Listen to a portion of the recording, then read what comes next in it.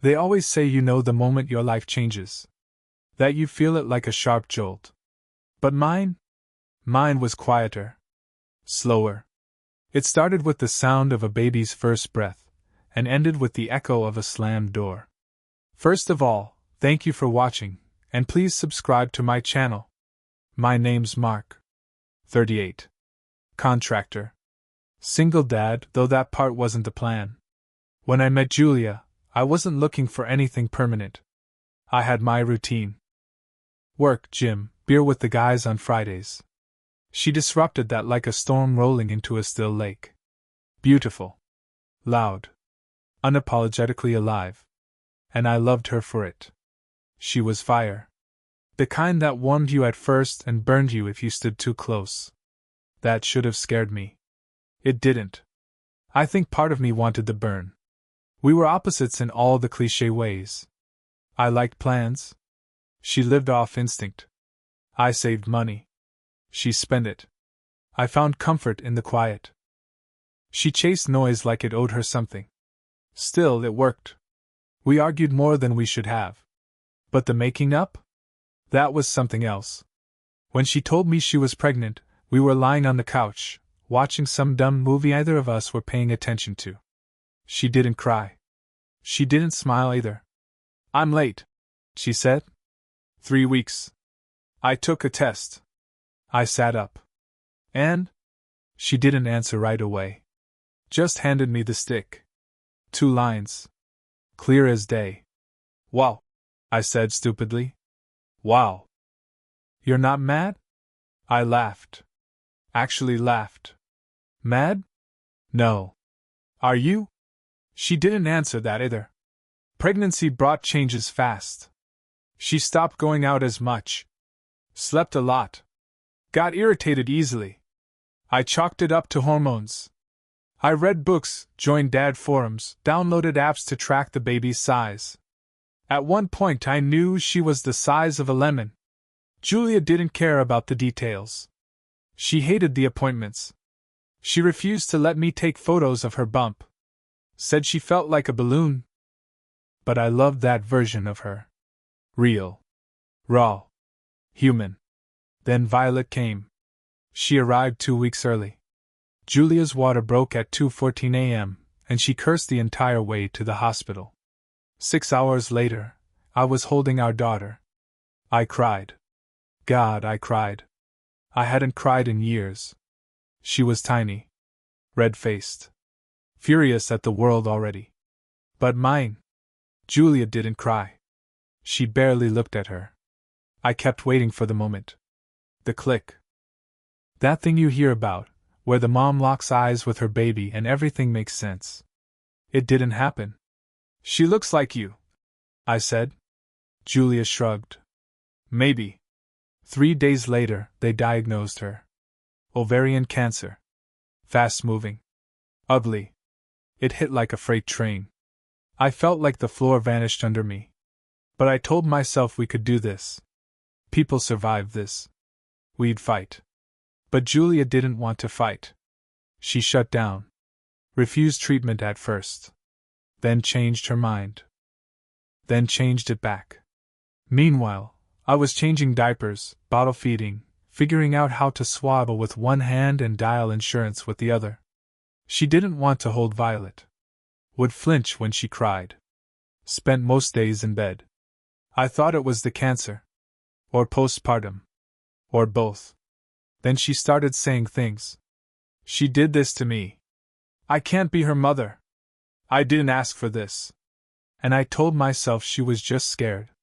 That pain was making her cruel. But then came that night. I got home late. Construction job had run long. I walked into the house quiet. Too quiet. And there was Julia. Standing over Violet's crib. Just watching.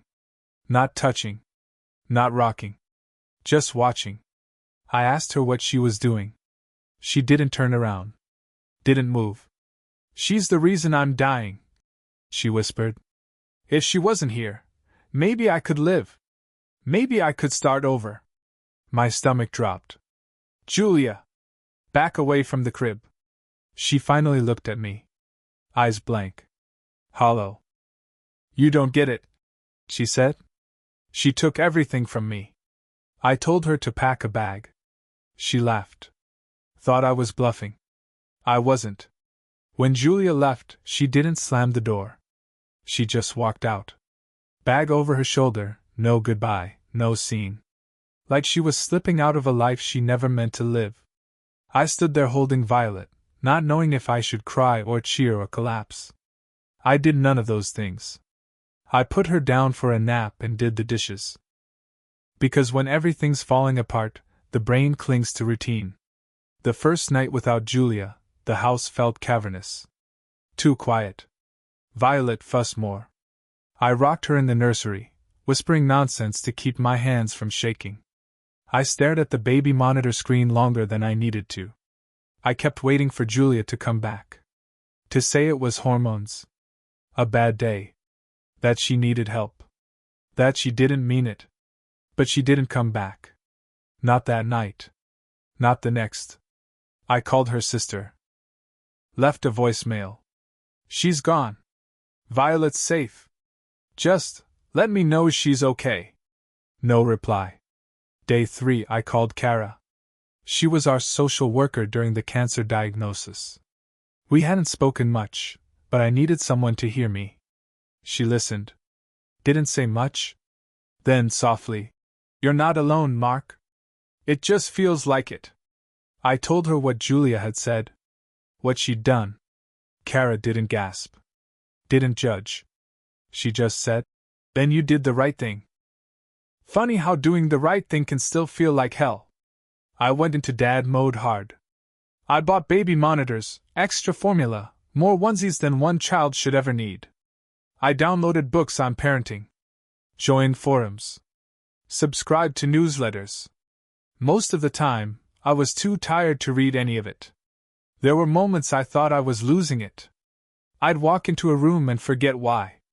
Put the bottle warmer in the fridge.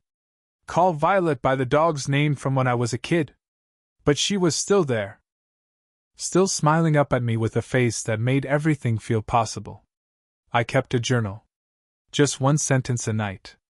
Day 5, she slept through the night. I didn't. Day 6, forgot to eat. Again. Day 7, Violet laughed. Like a real laugh. Sounded like hope. Day 10, I think I finally exhaled. I worked less. Took local jobs. Hired a guy named Roy to run the site. He didn't ask questions. Just nodded and said, "Family first." He came by once to drop off paperwork and caught me with baby food in my beard and one sock on. "You good, man?" "Define good," I said. He clapped my shoulder. "Still showing up. That counts." Sometimes, in the quiet hours, I let myself get mad. Not just at Julia. At life. At cancer. At myself. Could I have seen this coming? Should I have pushed harder?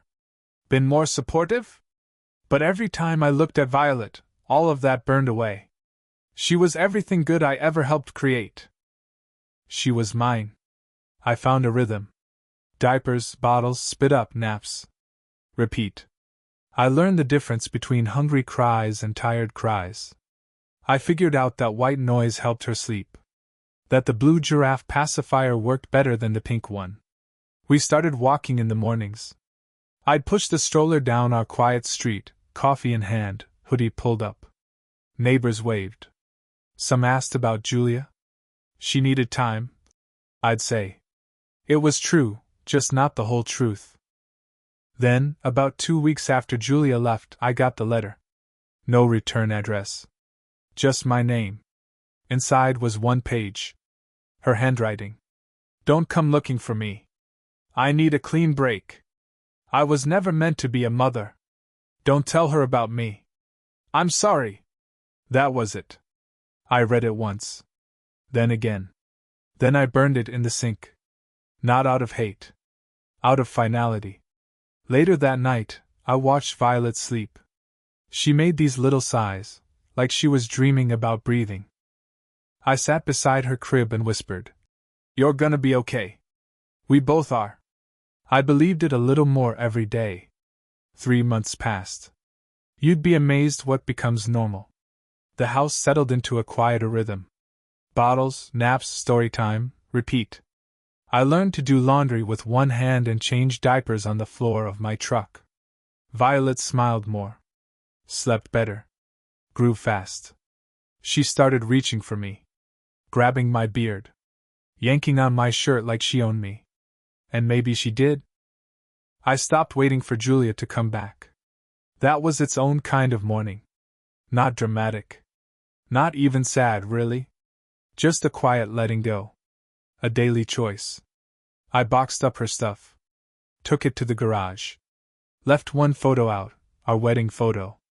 I kept it on a shelf, not for me, but for Violet.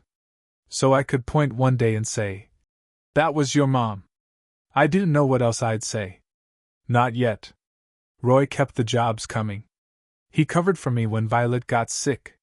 When I had to leave early for daycare. He called me Super Dad, which was ridiculous. You know what I was doing when my kid was teething? Hiding in the garage, he said. I just smiled. I don't have a garage big enough to hide in. The truth was, I liked being needed. I liked that Violet looked for me when she was scared or tired or gassy. I liked that she knew my voice. Some nights, I'd read her books even after she fell asleep. Just to hear myself say something calm. It wasn't perfect. Not even close. Some days I lost my temper. Some nights I cried in the laundry room, quiet, so she wouldn't hear me. But we got through it. We were building something. And then came the email. Subject line: Julia update. It was from her sister. Mark, she's in Seattle. Says she's okay. I don't know what that means anymore. She asked about Violet. I didn't tell her much. Figured you should know. I stared at the screen for a long time. Read it twice. Then deleted it. I didn't respond. That night, I held Violet longer than usual. She drooled on my shoulder, half asleep. We're okay, I whispered. We're better than okay. It was a Thursday. Late fall. The kind of day where the wind starts to bite, and the sky turns that dull gray like it forgot how to shine.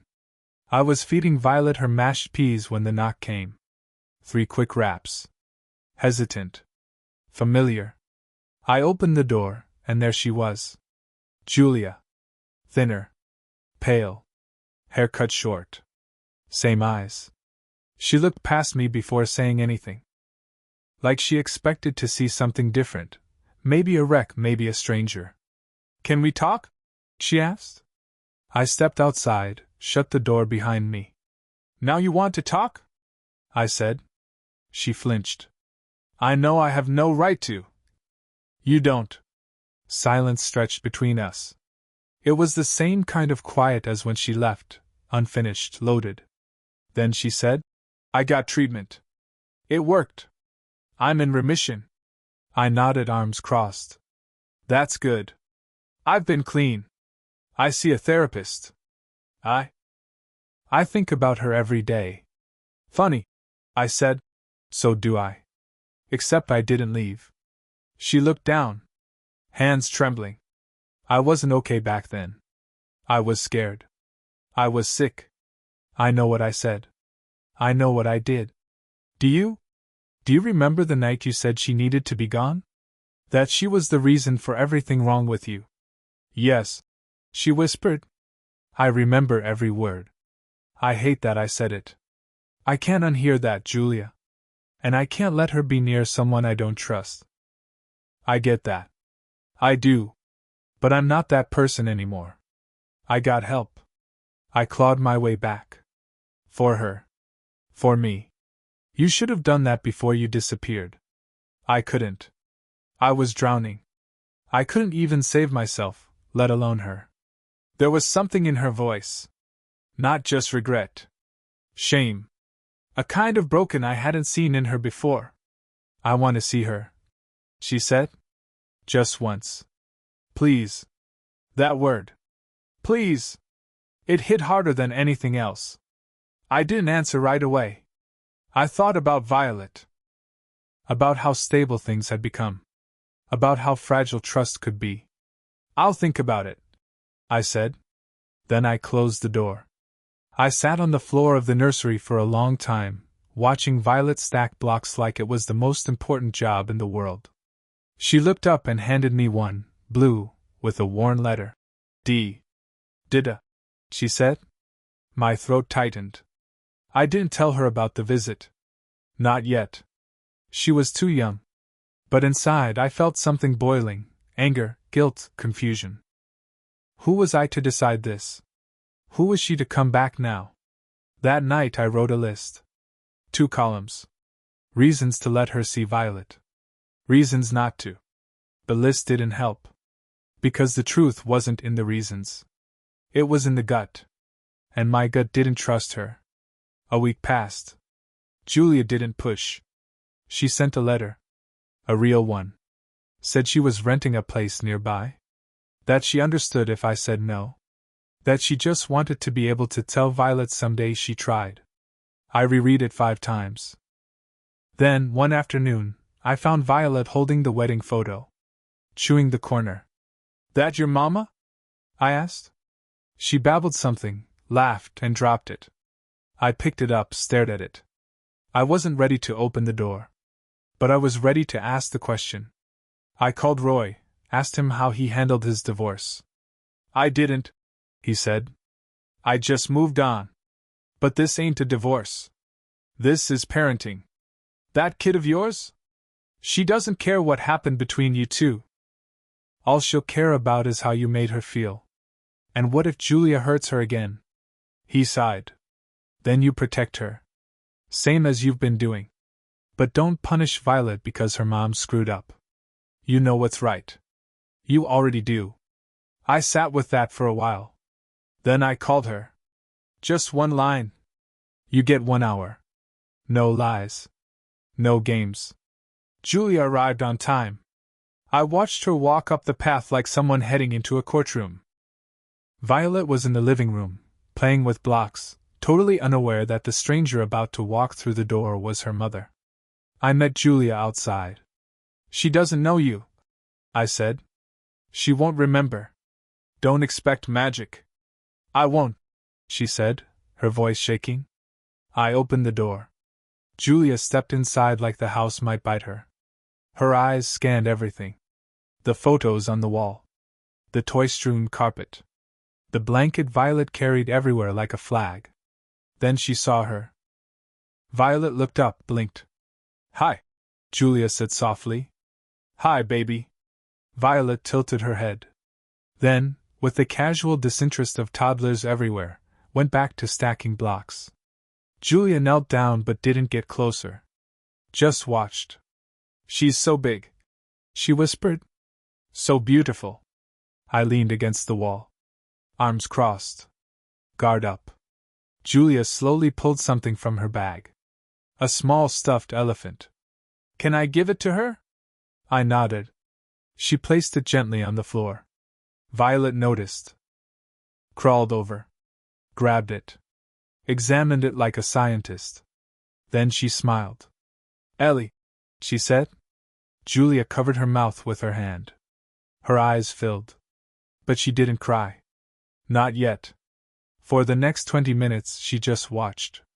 Made gentle conversation. Asked Violet what color her blocks were. What sound cows made. All the little things you say when you're desperate to make a connection. Violet responded like she did with strangers at the grocery store. Curious. Open. Then distracted. But she didn't run away. After 35 minutes, Julia stood. Turned to me. I won't ask to see her again, she said. I know this is your life now. I needed to see that she was okay. She is, I said. Because she doesn't remember. Because she doesn't carry what we carry. Julia nodded. I hope someday you'll tell her I tried. I will, I said. When she's old enough. She walked to the door. Hand on the knob. Then she paused. Thank you? For everything. For saving her. For saving me, in a way. I didn't answer. I didn't have to. The door closed. I turned around. Violet looked up from her blocks, held up the elephant. Ellie stay? I smiled. Yeah, kiddo. Ellie can stay. Years later, she did ask. About her mom. About why there were no photos after the hospital. About why I always got a strange look when we passed the Seattle bus station. I told her the truth. Not all at once. But enough. That her mom had been sick. That she left. That she came back once. That she loved her, in her own broken way. Violet was quiet. Then she said, I don't remember her. But I remember you. That's enough. And maybe it was. Maybe